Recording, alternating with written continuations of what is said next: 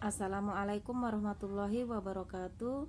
Perkenalkan, nama saya Fatimah Setiawati, NPM 201410006, Prodi PGSD Transfer 2020. Baiklah, ini adalah video saya tentang penjelasan arti korupsi dan dampaknya.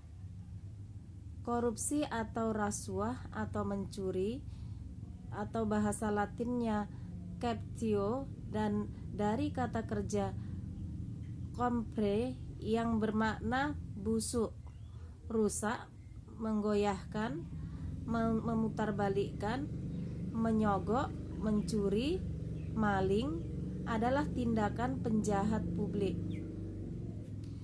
baik politisi maupun pegawai negeri, serta pihak lain yang terlibat dalam tindakan itu yang secara tidak wajar dan tidak legal, menyalahgunakan kepercayaan publik yang dikuasakan kepada mereka untuk mendapatkan keuntungan sepihak.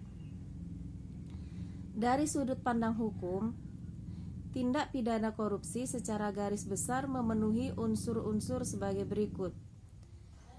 Perbuatan melawan hukum, menyalahgunakan kewenangan, kesempatan, atau sarana, memperkaya diri sendiri, orang lain, atau korporasi, dan merugikan keuangan negara atau perekonomian negara. Jenis tindak pidana korupsi diantaranya, tetapi bukan semuanya, adalah 1. Memberi atau menerima hadiah atau janji. 2. Penggelapan dalam jabatan. 3. Pemerasan dalam jabatan. 4. Ikut serta dalam pengadaan atau bagi pegawai negeri penyelenggaraan negara. 5. Menerima gratifikasi bagi pegawai negeri atau penyelenggara negara. Dampak korupsi dari sudut demokrasi, korupsi merupakan tantangan serius terhadap pembangunan. Di dalam dunia politik, korupsi mempersulit demokrasi dan tata pemerintahan yang baik dengan cara menghancurkan proses formal. Korupsi di pemilihan umum dan di badan legislatif mengurangi akuntabilitas dan perwakilan di pembentukan kebijaksanaan.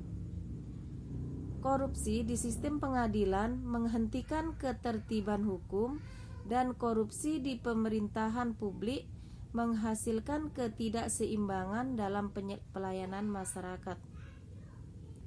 Secara umum, korupsi mengikis kemampuan institusi dari pemerintah karena pengabaian prosedur, penyedotan sumber daya, dan pejabat diangkat atau dinaikkan jabatan bukan karena potensi.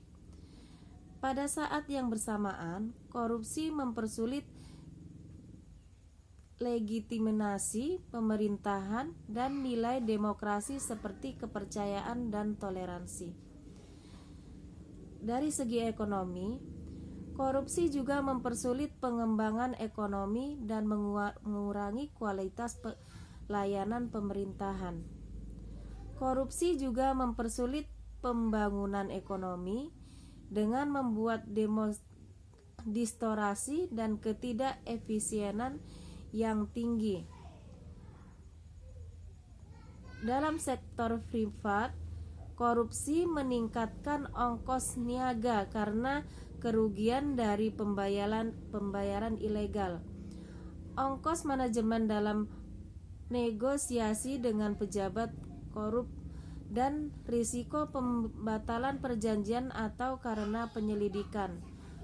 Walau ada yang menyatakan bahwa korupsi mengurangi ongkos atau niaga dengan mempermudah birokrasi, Konsensus yang baru muncul berkesimpulan bahwa ketersediaan sogokan menyebabkan pejabat untuk membuat aturan-aturan baru dalam hambatan baru.